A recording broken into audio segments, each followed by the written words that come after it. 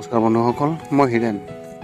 আজি মই আপোনালোকক এই ভিডিঅ'টোত এই 2024 বৰ্ষৰ মে' মাহটোত কন্যাৰাশি ব্যক্তিসকলৰ কেনেদৰে পাৰ হ'ব তাৰে সম্পূৰ্ণ বিৱৰণ মই আপোনালোকক এই ভিডিঅ'টোৰ জৰিয়তে আগবঢ়াইছোঁ। প্ৰথমে মোৰ চেনেলটো আপোনালোকে ছাবস্ক্ৰাইব কৰি ল'ব, যাতে মোৰ পিছৰ ভিডিঅ'বিলাক আপোনালোকে সহজে লাভ কৰিব পাৰে। আৰু মোৰ ভিডিঅ' যদি ভাল লাগে লাইক আৰু শ্বেয়াৰ কৰিব, কমেণ্ট কৰি আপোনালোকৰ মনোভাৱ প্ৰকাশ কৰিব। এতিয়া মূল বিষয়লৈ। কন্যাৰাশি ব্যক্তিসকলৰ এই মে' মাহটোত এওঁলোকৰ পাৰিবাৰিক জীৱনৰ ক্ষেত্ৰত এনেধৰণৰ। এই মাহটোৱে আপোনাৰ পৰিয়ালৰ সদস্যসকলৰ মাজত পাৰস্পৰিক সম্প্ৰীতি বৃদ্ধি কৰিব। সকলো সদস্যৰ মাজত পাৰস্পৰিক বিশ্বাস আগৰ তুলনাত অধিক শক্তিশালী হ'ব। আপুনি মুখ্যতঃ আপোনাৰ ভাই ভনীসকলৰ পৰা সমৰ্থন লাভ কৰিব, যি আপোনাৰ প্ৰগতিক বিশেষ সহায় কৰিব আৰু উন্নত কৰিব।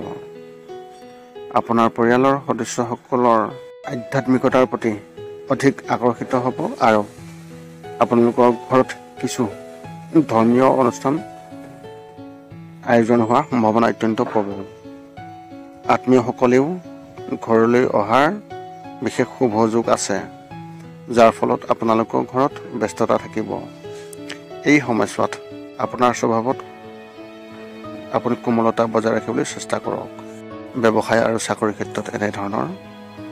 যোৱা মাহত ব্যৱসায়ীসকলে যিকোনো লোকচানৰ সন্মুখীন হ'বলগীয়া হৈছিল আৰু এই মাহত বহুত কম হ'ব। এই মাহত ব্যৱসায়ৰ ক্ষেত্ৰত ভাল হ'ব আৰু আপুনি নতুন ধাৰণা পাব পাৰে। এইবোৰৰ ওপৰত আধাৰিত যি কাম, তাত আপুনি সফলতা পাব। আপুনি কিছুমান নতুন কাম আৰম্ভ কৰাৰ বিষয়েও বিবেচিত কৰিব পাৰে।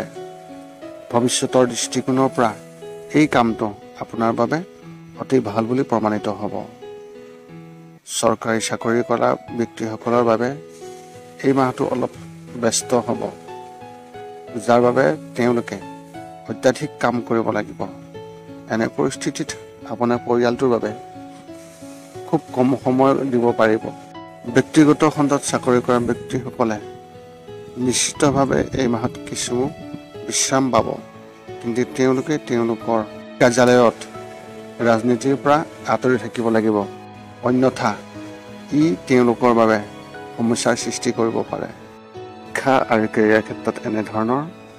এই মাহটো আপোনাৰ বাবে প্ৰত্যাহ্বানজনক হ'ব আৰু সফল হ'বলৈ কঠোৰ পৰিশ্ৰম কৰাৰ প্ৰয়োজন আছে। আপুনি আপোনাৰ শিক্ষা সম্পৰ্কীয় চাপত ভুগিবলগীয়া হ'ব পাৰে, যাৰ ফলত আপোনাৰ মন দূষিত হৈ থাকিব পাৰে। এনে সময়ত শিক্ষকসকলে আপোনাক সঠিকভাৱে নিৰ্দেশনা দিব পাৰে। প্ৰতিযোগিতামূলক পৰীক্ষাৰ বাবে প্ৰস্তুতি চলাই থকা শিক্ষাৰ্থীসকলে এই মাহত নতুন সুযোগ নাপাব, কিন্তু আশা থাকিব। এই সময়ত যিকোনো কাম কঠোৰ পৰিশ্ৰমত আপোনাৰ ভাগ্য অতি উপযোগী হ'ব। প্ৰেমৰ ক্ষেত্ৰত এনেধৰণৰ। এই মাহটো বিবাহিত লোকসকলৰ বাবে খুবেই ভাল বুলি প্ৰমাণিত হ'ব, বিশেষকৈ গৃহিণীসকলৰ বাবে। তেওঁলোকে এই মাহত তেওঁলোকৰ স্বামীৰ পৰা এটা উপহাৰ বা নতুন বস্তু পাব পাৰে, যি দুয়োৰে মাজত প্ৰেম বৃদ্ধি কৰিব। যদি আপুনি আপোনাৰ পত্নীৰ পৰা আঁতৰত আছে, তেন্তে এই সমস্যাটো এই মাহত সমাধান কৰা হ'ব।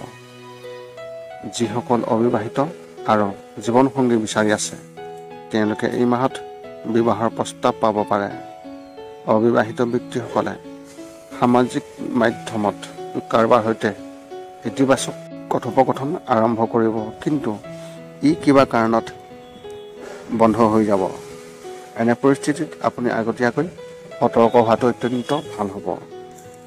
স্বাস্থ্যৰ ক্ষেত্ৰত এনেধৰণৰ। এই মাহটোৱে স্বাস্থ্যৰ ক্ষেত্ৰত খুবেই ভাল লক্ষণ প্ৰদান কৰা নাই আৰু আপুনি অসুস্থ হোৱাৰ সম্ভাৱনা আছে।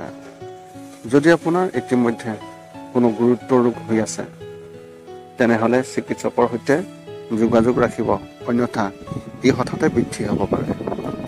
যদি আপুনি ঘৰৰ বাহিৰত যাব লগা হয়, তাৰ বাবে আপুনি সম্পূৰ্ণ নিজকে সতৰ্ক আৰু যত্ন ৰাখিব লাগিব। অৱশ্যে মানসিকভাৱে আপুনি সম্পূৰ্ণৰূপে স্বাস্থ্যৱান হ'ব আৰু কোনো ধৰণৰ সমস্যা নহ'ব। নতুন ধাৰণাবোৰ মনত অন্তৰ্ভুক্ত কৰা হ'ব আৰু আপুনি নিজৰ মাজত এটা নতুন শক্তি বিচাৰি পাব। আপোনাৰ এই মাহত শুভ সংখ্যা হিচাপে 7 আৰু শুভ ৰং হিচাপে আপুনি এই মাহত কেশৰৰ ৰং ব্যৱহাৰ কৰিব পাৰে। এই আছিলে কন্যা ৰাশি ব্যক্তিসকলৰ মে মাহটোত এওঁলোকৰ সম্পূৰ্ণ ফলাফল। পুনৰ লগ পাম অন্য এটা ভিডিঅ'ত। আজিলৈ ধন্যবাদ।